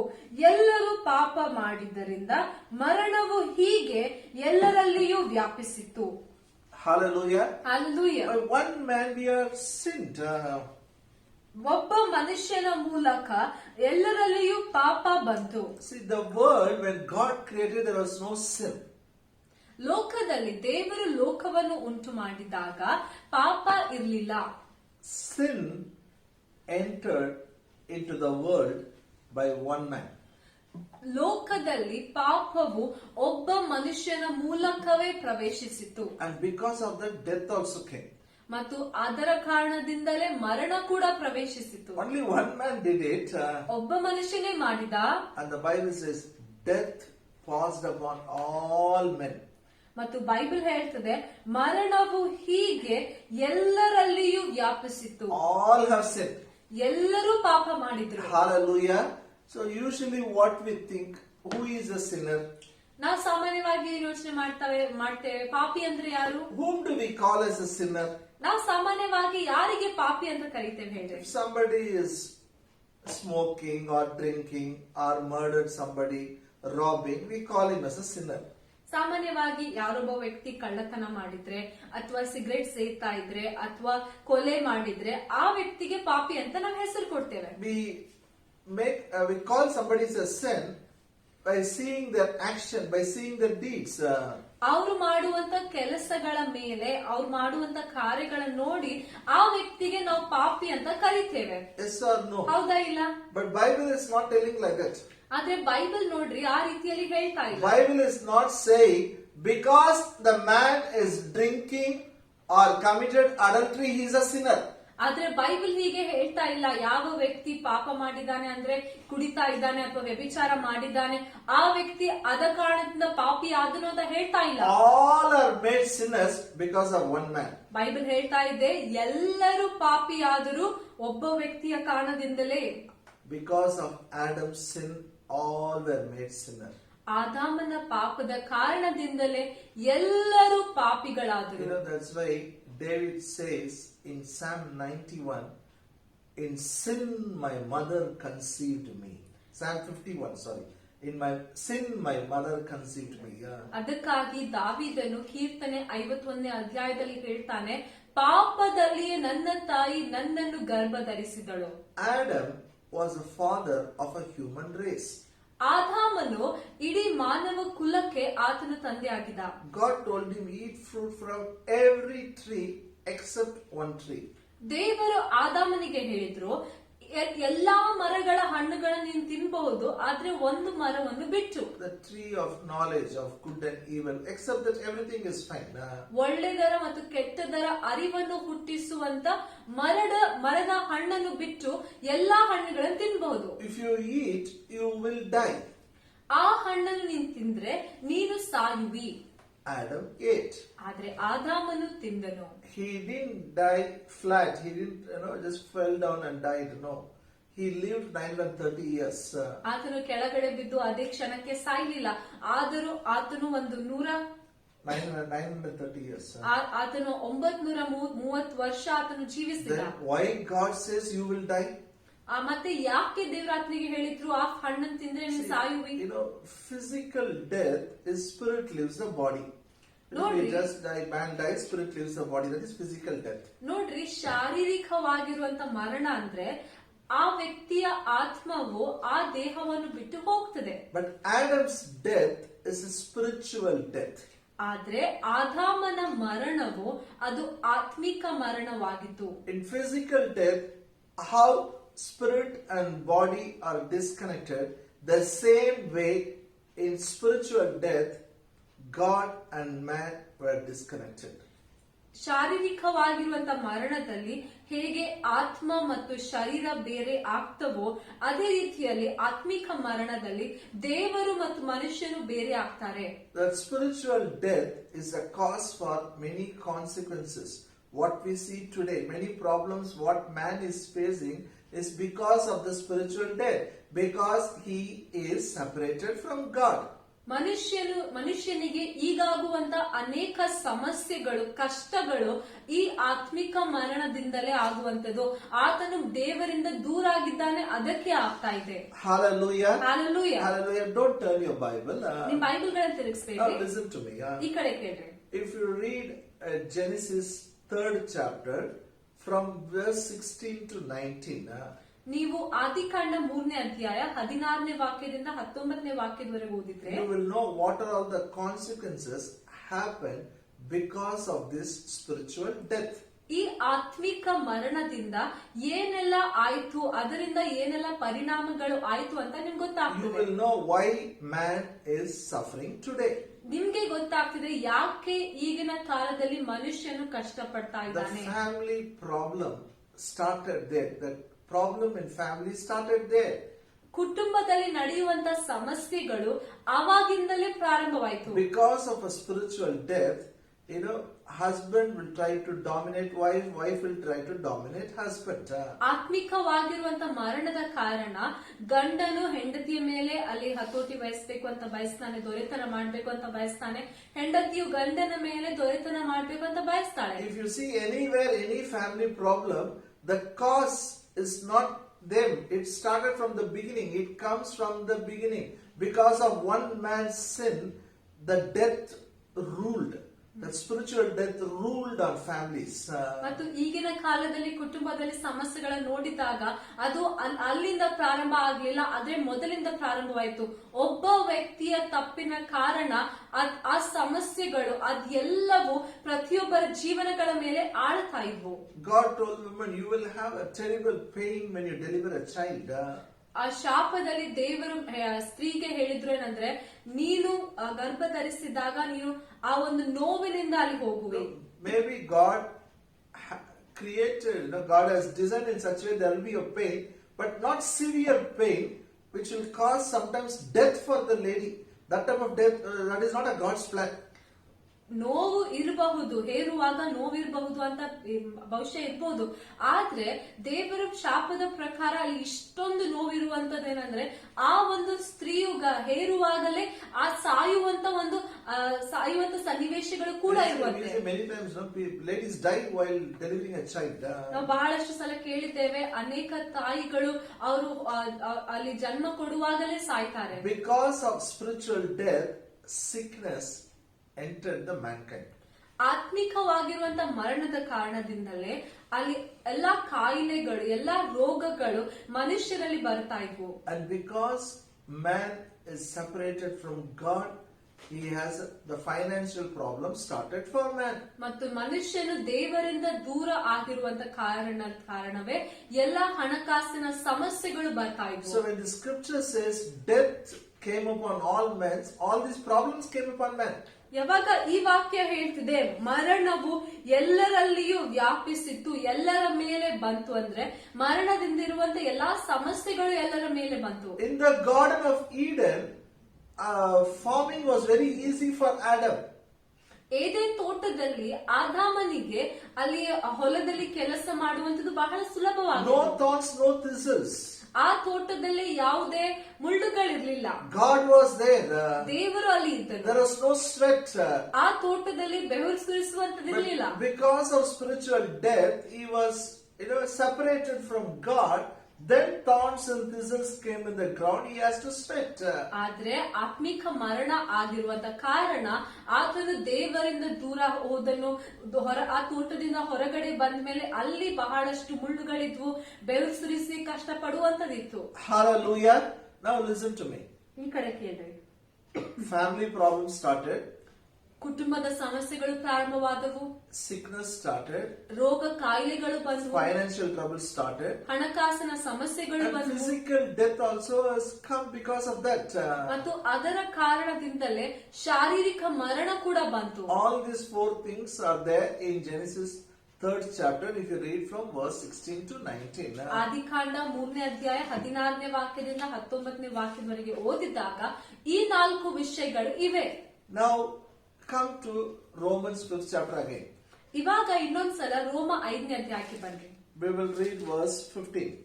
ನಾವೀಗ 15ನೇ ವಾಕ್ಯ ಓದ್ಕೊಳ್ಳೋಣ. Romans 5:15. ರೋಮ 5:15. But not as an offense, so also is a free gift. For through the offense of one, many be dead, much more the grace of God, and the gift by grace, which is by one man, Jesus Christ, hath abounded unto many. ಆದರೆ ಆ ಅಪರಾಧದ ಸಂಗತಿಗೂ ದೇವರ ಕೃಪಾದಾನದ ಸಂಗತಿಗೂ ಬಹಳ ಹೆಚ್ಚು ಕಡಿಮೆ ಉಂಟು. ಹೇಗೆಂದರೆ ಆ ಒಬ್ಬನ ಅಪರಾಧದಿಂದ ಎಲ್ಲಾ ಮನುಷ್ಯರು ಸತ್ತದ್ದು ನಿಶ್ಚಯವಾಗಿರಲಾಗಿ, ದೇವರ ಕೃಪೆಯು ಯೇಸು ಕ್ರಿಸ್ತನೆಂಬ ಈ ಒಬ್ಬ ಪುರುಷನ ಕೃಪೆಯಿಂದ ಸಿಕ್ಕುವ ವರವು ಎಲ್ಲಾ ಮನುಷ್ಯರಿಗೆ ಹೇರಳವಾಗಿ ಸಿದ್ಧವಾಗಿರುವುದು ಮತ್ತು ನಿಶ್ಚಯವಲ್ಲವೇ. Hallelujah. Hallelujah. Now from verse 15 till verse 21, again and again one word you will read it. One man will come. ಅಲ್ಲಿ 15ನೇ ವಾಕ್ಯದಿಂದ 21ನೇ ವಾಕ್ಯದವರೆಗೆ ನೀವು ಬಹಳಷ್ಟು ಸಲ ಒಬ್ಬ ಮನುಷ್ಯನು ಒಬ್ಬನು ಅಂತ ಬರೆಯಲ್ಪಡ್ತಿದೆ. When it says one man, it talks about Adam, it talks about Jesus Christ. ಅಲ್ಲಿ ಒಬ್ಬನು ಅಂತ ಹೇಳಿದಾಗ ಆದಾಮನ ಬಗ್ಗೆ ಮಾತಾಡ್ತದೆ, ಏಸು ಕ್ರಿಸ್ತನ ಬಗ್ಗೆ ಮಾತಾಡ್ತದೆ. Jesus Christ is God. ಏಸು ಕ್ರಿಸ್ತನು ದೇವರು. But he came in the form of a man. ಆದ್ರೆ ಮನುಷ್ಯನ ರೂಪದಲ್ಲಿ ಬಂದನು. Hallelujah. Hallelujah. Because of Adam, what happened? Because of Jesus, what happened? That is what is here. ಆದಾಮನ ಮೂಲಕ ಏನಾಯ್ತು, ಏಸುವಿನ ಮೂಲಕ ಏನಾಯ್ತು ಅಂತೆ ಬರೆಯಲ್ಪಟ್ಟಿದೆ. It is because of one man, many are dead. ಇಲ್ಲಿ ಹೇಳ್ತದೆ, ಒಬ್ಬ ಮನುಷ್ಯನ ಕಾರಣದಿಂದಲೇ ಅನೇಕರು ಸತ್ತರು. All have gone into spiritual death. ಎಲ್ಲರೂ ಆ ಒಬ್ಬನ ಮೂಲಕವೇ ಆತ್ಮಿಕವಾಗಿರುವ ಮರಣದಲ್ಲಿ ಹೋಗ್ಬಿಟ್ಟಿದ್ದಾರೆ. But the good news is, ಆದ್ರೆ ಶುಭ ಸಂದೇಶ by ಏನಂದ್ರೆ, one man, Jesus Christ, ಆದ್ರೆ ಒಬ್ಬ ಮನುಷ್ಯನಾದ ಏಸು ಕ್ರಿಸ್ತನ ಮೂಲಕ grace of God come. ದೇವರ ಕೃಪೆಯು ಬಂತು. We all have received the gift by grace. ನಾವೆಲ್ಲರೂ ವರಗಳನ್ನು ಕೃಪೆಯ ಮೂಲಕ ಹೊಂದ್ಕೊಂಡಿದ್ದೇವೆ. This grace is much more than the offense of that man. ಅಲ್ಲಿ ಹೇಳ್ತಿದೆ, ಈ ಕೃಪೆಯು ಆ ವ್ಯಕ್ತಿಯ ಆ ಒಬ್ಬನ ಅಪರಾಧಕ್ಕಿಂತ ಎಷ್ಟೋ ಹೆಚ್ಚಾಗಿದೆ. Even though it writes as a comparison, there is no match between the offense of Adam and the grace of Lord Jesus Christ. Grace of Lord Jesus is so big, so much. ಇಲ್ಲಿ ಈ ವಾಕ್ಯದಲ್ಲಿ ಹೋಲಿಕೆ ಮಾಡ್ತಾ ಇದ್ದಾರೆ. ಆದ್ರೆ ನೋಡಿದ್ರೆ ಆದಾಮನ ಪಾಪಕ್ಕೂ ಏಸು ಕ್ರಿಸ್ತನ ಕೃಪೆಗೆ ಯಾವುದೇ ಹೋಲಿಕೆನೇ ಇಲ್ಲ. ಏಸು ಕ್ರಿಸ್ತನ ಕೃಪೆ ಎಷ್ಟೋ ಜಾಸ್ತಿ ಆಗಿದೆ. Hallelujah. Hallelujah. Now one more scripture. ಇನ್ನೊಂದು ವಾಕ್ಯ, Verse 16. 16ನೇ ವಾಕ್ಯ ನೋಡ್ಕೊಳ್ಳೋಣ. And not as it was one that sinned, so is the gift. For the judgment was by one to condemnation, but the free gift is of many offenses unto justification. ಇದಲ್ಲದೆ ಪಾಪ ಮಾಡಿದ ಒಬ್ಬನಿಂದಲೇ ದುಷ್ಫಲ ಬಂದಂತೆ ಈ ವರವು ಬರಲಿಲ್ಲ. ಹೇಗೆಂದರೆ ಒಬ್ಬನೇ ಮನುಷ್ಯನ ಪಾಪದ ದೆಸೆಯಿಂದ ಸಾಯಬೇಕೆಂಬ ನಿರ್ಣಯವು ಉಂಟಾಯಿತು. ಆದರೆ ದೇವರ ಕೃಪಾದಾನವು ಅನೇಕರ ಅಪರಾಧಗಳ ಕಾರಣದಿಂದ ಉಂಟಾಗಿ ಅವರನ್ನು ನೀತಿವಂತರೆಂದು ನಿರ್ಣಯಿಸುವಂತದಾಗಿದೆ. Hallelujah. Hallelujah. God is ನೋಡ್ರಿ ಎಂತ ದೇವ್ರು, wonderful. ಅದ್ಭುತ. Many were made righteous by one man. ಒಬ್ಬ ಮನುಷ್ಯನ ಮೂಲಕ ಅನೇಕರು ನೀತಿವಂತರಾಗಿ ಮಾಡಲ್ಪಟ್ಟರು. So one man condemnation came. ಒಬ್ಬ ಮನುಷ್ಯನ ಮೂಲಕ ಖಂಡನೆ ಬಂತು. That's what sin nature brings. ಅದೇ ಪಾಪದ ಸ್ವಭಾವ ತೆಗೆದುಕೊಂಡು ಬರ್ತದೆ. Sin nature was there in the Old Testament. They were condemned. They said, "You are not worthy. You are no good. You cannot go before God." ಹಳೆ ಒಡಂಬಡಿಕೆಯಲ್ಲಿ ಪಾಪದ ಸ್ವಭಾವ ಇದ್ದಾಗ ಜನರು ಹೇಳ್ತಾ ಇದ್ರು, ನೀನು ಅಯೋಗ್ಯನು, ದೇವರ ಮುಂದೆ ಹೋಗಕ್ಕಾಗುವುದಿಲ್ಲ. Now, by one man, we got a free gift. ಆದ್ರೆ ಇವಾಗ ಒಬ್ಬ ಮನುಷ್ಯನ ಮೂಲಕ ನಮಗೆ ಉಚಿತವಾಗಿರುವಂತ ವರ ಸಿಕ್ಕಿದೆ. We all are justified. ನಾವೆಲ್ಲರೂ ನೀತಿವಂತರಾಗಿದ್ದೇವೆ. Hallelujah. Hallelujah. Justified means you have no condemnation. ನೀತಿವಂತರಾಗಿದ್ದೇವೆ, ನೀತಿವಂತರೆಂದು ನಿರ್ಣಯ ಹೊಂದಿದ್ದೇವೆ ಅಂದರೆ ನಿಮಗೆ ಯಾವುದೇ ಖಂಡನೆ ಇಲ್ಲ. No condemnation. ಖಂಡನೆ ಇಲ್ಲ. Righteousness is the God-given ability to you. ನೀತಿವಂತಿಕೆಯು ದೇವರಿಂದ ಕೊಡಲ್ಪಟ್ಟಿರುವಂತ ಸಾಮರ್ಥ್ಯವಾಗಿದೆ. I'll explain it after teaching next verse. ನಾನು ಮುಂದಿನ ವಾಕ್ಯವನ್ನು ಕಲಿಸಿದ ಮೇಲೆ ಅರ್ಥ ಮಾಡಿಸ್ತೇನೆ. Verse 17. 17ನೇ ವಾಕ್ಯ ನೋಡ್ಕೊಳ್ಳೋಣ. For if by one man's offense death reigned by one, much more they that which receive abundance of grace and of the gift of righteousness shall reign in life by one Jesus Christ. ಒಬ್ಬನು ಮಾಡಿದ ಅಪರಾಧದಿಂದ ಮರಣವು ಉಂಟಾಗಿ ಆ ಒಬ್ಬನ ದೆಸೆಯಿಂದಲೇ ಆಳುವುದಾದರೆ ದೇವರು ಧಾರಾಳವಾಗಿ ಅನುಗ್ರಹಿಸುವ ಕೃಪಾದಾನವನ್ನು ನೀತಿ ಎಂಬ ವರವನ್ನು ಹೊಂದಿದವರು ಏಸು ಕ್ರಿಸ್ತನೆಂಬ ಈ ಒಬ್ಬ ಪುರುಷನ ಮೂಲಕ ಜೀವಭರಿತರಾಗಿ ಆಳುವುದು ಮತ್ತು ನಿಶ್ಚಯವಲ್ಲವೇ. Hallelujah. Hallelujah. Hallelujah. Listen, Hallelujah. listen. This is very important. ನೋಡಿ, ಇದು ಬಹಳ ಮುಖ್ಯ. ಕೇಳ್ರಿ ಎಲ್ರು. Because of one man's offense, ಒಬ್ಬ ಮನುಷ್ಯನ ಅಪರಾಧದಿಂದ, because of Adam's sin, ಆದಾಮನ ಪಾಪದ ಕಾರಣದಿಂದ death ruled upon everyone. ಮರಣವು ಎಲ್ಲರ ಮೇಲೆ ಆಡ್ತಾ ಇತ್ತು. That means spiritual death, separation from God ruled on every man. ಅಂದ್ರೆ ಆತ್ಮಿಕ ಮರಣ, ದೇವರಿಂದ ದೂರ ಆಗುವುದು, ದೇವರಿಂದ ಬೇರೆ ಆಗಿರುವಂತದ್ದು ಎಲ್ಲರ ಮೇಲೆ ಆಡ್ತಾ ಇತ್ತು. Dominated everybody. ಎಲ್ಲರ ಮೇಲೆ ದೊರೆತನ ನಡೆಸ್ತಾ ಇತ್ತು. Families were broken.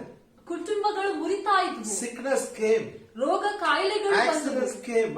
ಎಷ್ಟೊಂದು ಆಕ್ಸಿಡೆಂಟ್ People were dying. ಜನರು ಸಾಯ್ತಾ ಇದ್ರು. Children were dying. ಮಕ್ಕಳು ಸಾಯ್ತಾ ಇದ್ರು. Poverty came. ಬಡತನ ಬಂತು. All, the people were, physical death came. ಅಲ್ಲಿ ಶಾರೀರಿಕವಾಗಿರುವಂತ ಮರಣ ಬಂತು. Why? ಯಾಕೆ? Because of one man. ಒಬ್ಬ ಮನುಷ್ಯನಿಂದಲೇ. Now, ಆದ್ರೆ ಇವಾಗ hallelujah, by grace you can reign in life. ಕೃಪೆಯ ಮೂಲಕ ನೀವು ಜೀವನದಲ್ಲಿ ಆಳಬಹುದು. By the abundance of grace and gift of righteousness you can reign in life. ಧಾರಾಳವಾಗಿರುವಂತ ಕೃಪೆಯಿಂದ, ನೀತಿವಂತಿಕೆಯ ವರದಿಂದ ನೀವು ಜೀವನದಲ್ಲಿ ಆಳಬಹುದು, ದೊರೆತನ ಮಾಡಬಹುದು. Because of one man, Jesus Christ. ಒಬ್ಬ ಮನುಷ್ಯನಾದ ಏಸು ಕ್ರಿಸ್ತನಿಂದಲೇ. Now you have to identify as a believer, where is your position? ಇವಾಗ ವಿಶ್ವಾಸಿಯಾಗಿ ನಿಮ್ಮ ಸ್ಥಾನ ಯಾವುದು ಅಂತ ಗುರುತಿಸಬೇಕು. I told you 4 things came into the world because of sin.